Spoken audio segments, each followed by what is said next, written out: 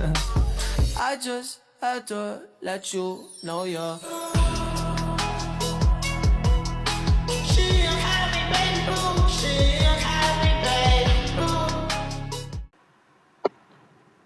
Assalamualaikum warahmatullahi wabarakatuh. Perkenalkan, nama saya Adi Novianti dengan NIM 431240100172.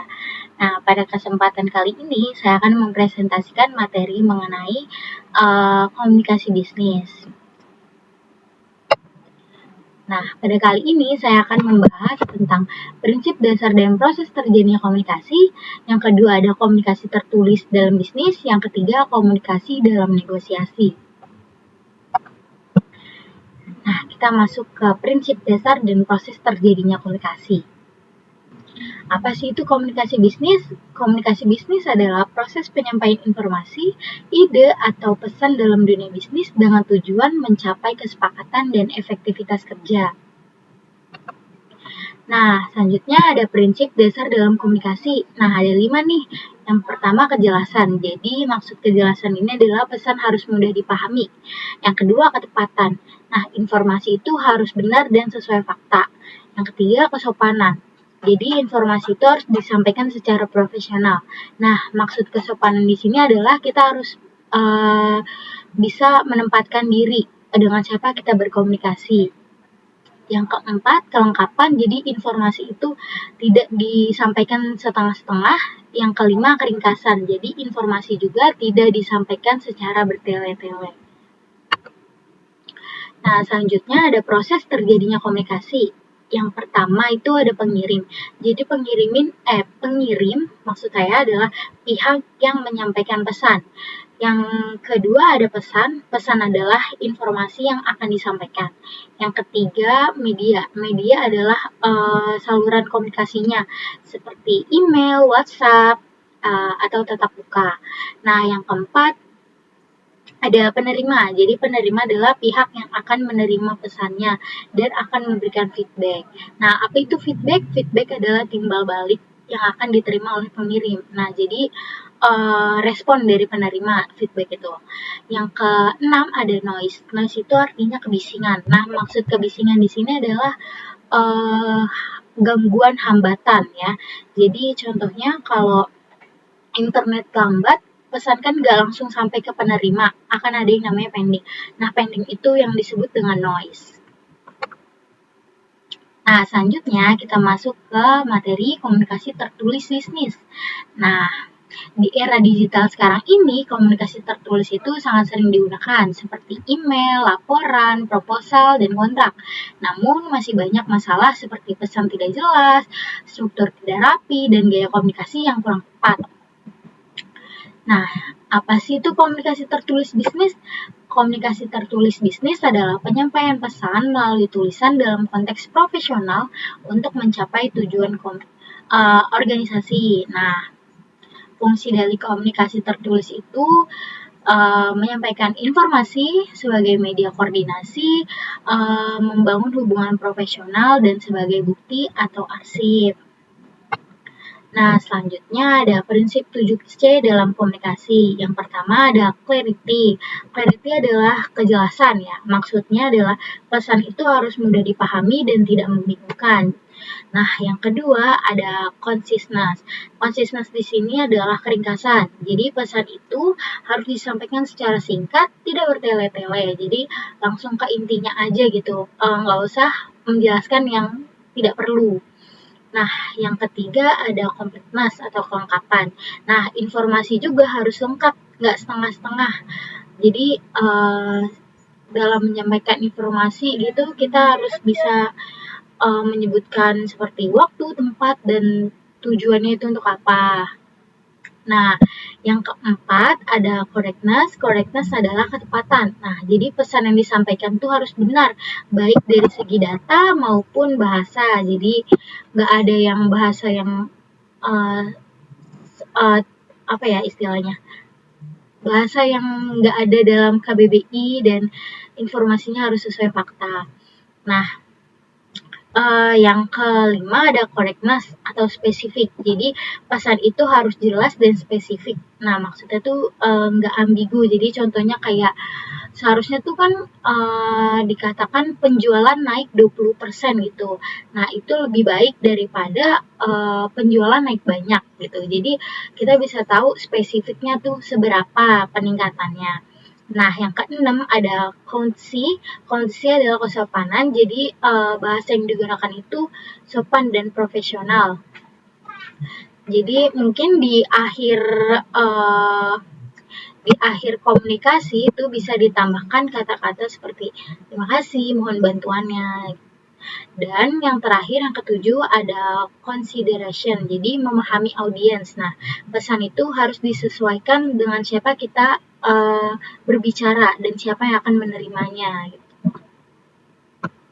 Nah, selanjutnya ada hambatan dalam komunikasi tertulis nih. Yang pertama, bahasa yang tidak tepat. Nah, yang kedua ada struktur tidak rapi, seperti pesan yang ditulis tidak rapi, tidak urut gitu. Nah, yang ketiga ada gaya komunikasi yang tidak sesuai. Jadi cara penyampaian itu kadang nggak cocok dengan situasi atau si penerima pesan. Yang keempat kesalahan penulisan. Nah, biasanya tuh sering banget ditemukan adanya salah ejaan atau salah tanda baca yang keliru. Jadi kata-katanya tuh membuat pesan tuh jadi membingungkan. Nah, agar tidak terjadi hambatan itu, nah kita bisa lakukan langkah penyusunan seperti yang pertama kita tentukan tujuannya. Nah, tujuannya tuh apa? Pesan ini tuh disampaikan dengan tujuannya apa, jadi supaya pesan itu harus jelas dan tidak melebar. Nah, yang kedua kita harus kenali audiens, jadi pahami siapa yang akan membaca atau menerima pesan kita agar bahasa yang digunakan juga bisa sesuai. Nah, yang ketiga susun kerangka, jadi menyusun urutan isi pesan seperti kita buat dulu pembukanya, lalu setelah pembuka diisi kita tujuan rapatnya apa, waktu dan tempatnya di mana, lalu ditutup dengan kata-kata penutup. Nah, selanjutnya tulis isi. Nah, di tulis isi ini kita mengembangkan kerangka, jadi pesan lengkap.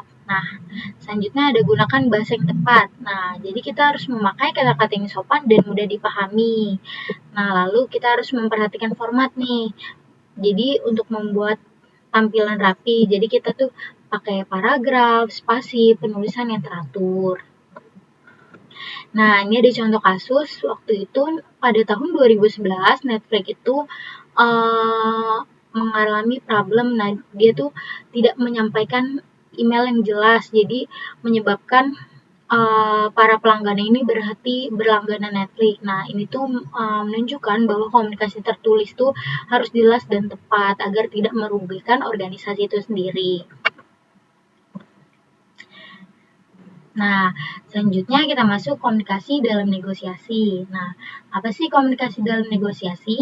Komunikasi dalam negosiasi adalah proses penyampaian antara dua pihak atau lebih untuk mencapai kesepakatan yang saling menguntungkan. Nah, tujuannya itu untuk menyampaikan kepentingan, jadi agar masing-masing pihak bisa menjelaskan apa yang diinginkan dan dibutuhkan. Yang kedua, mencapai win-win solution, jadi mencari solusi yang menguntungkan kedua belah pihak. Nah, yang ketiga, mengurangi konflik, membangun hubungan jangka panjang. Nah, kalau negosiasi itu nggak hanya fokus pada hasil sekarang, tapi hubungan ke depannya. Jadi contohnya kalau seorang penjual itu memberikan pelayanan yang baik kepada pelanggan, nah pelanggan itu bakal balik lagi untuk berbelanja. Nah, dalam komunikasi dalam negosiasi dalam komunikasi itu ada 3 jenis komunikasinya. Yang pertama verbal. Nah, verbal itu berbicara langsung, jadi komunikasi dengan kata-kata, bisa lisan, bisa tulisan. Nah, yang kedua komunikasi nonverbal, jadi dengan bahasa tubuh. Jadi komunikasinya itu tidak tanpa kata-kata, cuma pakai bahasa tubuh seperti ekspresi wajah, gerakan badan. Nah, misalnya tuh kayak senyum, anggukan kepala gitu. Nah, yang ketiga ada tertulis, jadi Komunikasinya itu melalui tulisan dalam bentuk dokumen atau pesan. Jadi contoh kayak email, nulis surat, bikin laporan, atau chat kerja. Nah, prinsip komunikasi negosiasi itu ada 5. Yang pertama, kejelasan. Jadi pesan harus disampaikan dengan jelas agar tidak menimbulkan salah paham. Jadi pesan itu harus disebutkan tujuannya, seperti contoh ya, menyebutkan harga dan syarat dengan detail sebelum melakukan transaksi. Nah, yang kedua, kejujuran. Jadi kita tuh harus bersikap terbuka dan tidak menipu ya, agar terciptanya kepercayaan. Jadi misalkan kita jual produk, jadi kita harus menjelaskan produk itu apa adanya. Yang keempat, ada empati, jadi mampu memahami kondisi dan sudut pandang pihak lain. Nah, selanjutnya ada konsistensi, yaitu tidak berubah-ubah dalam menyampaikan informasi atau keputusan. Jadi contohnya tuh saat kita menawarkan harga pertama itu tetap stabil, tetap sama, tidak berubah-ubah dengan kesepakatan awal.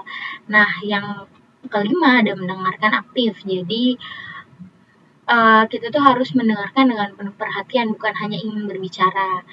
Nah, selanjutnya ada teknik komunikasi. Teknik komunikasi yang digunakan itu ada mendengarkan aktif, jadi fokus mendengarkan lawan bicara dengan baik. Nah, yang kedua, bertanya efektif, jadi bertanya untuk memperjelas informasi. Yang ketiga, ada parafrase, mengulang inti pembicaraan dengan kata sendiri atau mengulang ke inti pembicaraan yang tadi. Nah, yang keempat, ada persuasi, jadi menyampaikan pendapat dengan cara meyakinkan. Nah, yang kelima, mengendalikan emosi, jadi tetap bicara dengan tenang meskipun gak setuju dalam diskusi. Nah, selanjutnya ada hambatan dalam komunikasi. Yang pertama, perbedaan persepsi. Jadi setiap orang itu bisa memahami pesan secara berbeda. Kayak kata nanti kan bisa dianggap sebentar atau lama. Terus yang kedua, kurangnya kepercayaan. Jadi tuh kurang kepercayaan itu nggak ada rasa percaya antar pihak. Jadi misalnya seorang pembeli ragu dengan kualitas produk. Nah, yang ketiga, emosi. Nah, perasaan seperti marah atau kesal itu mengganggu komunikasi. Yang keempat, perbedaan budaya. Jadi perbedaan budaya itu jadi kebiasaan atau cara berkomunikasi. Jadi contohnya orang suku Batak kan mereka kalau bicara nadanya tinggi-tinggi. Nah, ngobrol sama orang Jawa yang kalau bicara dia lemah lembut. Jadi orang Jawa pasti nangkepnya orang Batak tuh lagi marah-marah, padahal emang dia gaya bicaranya seperti itu. Nah, lalu ada solusinya dalam komunikasi dalam bernegosiasi. Nah, yang pertama, membangun hubungan dengan baik. Nah, yang kedua, menggunakan bahasa yang jelas. Yang ketiga, mengontrol emosi. Yang keempat, mencari kesamaan. Jadi fokus pada hal-hal yang disepakati bersama. Nah, kesimpulan dari materi ini, komunikasi bisnis yang efektif itu sangat bergantung pada prinsip yang tepat, proses yang jelas, serta kemampuan berkomunikasi baik secara tertulis maupun dalam negosiasi. Dengan komunikasi yang baik, tujuan organisasi dapat tercapai secara optimal.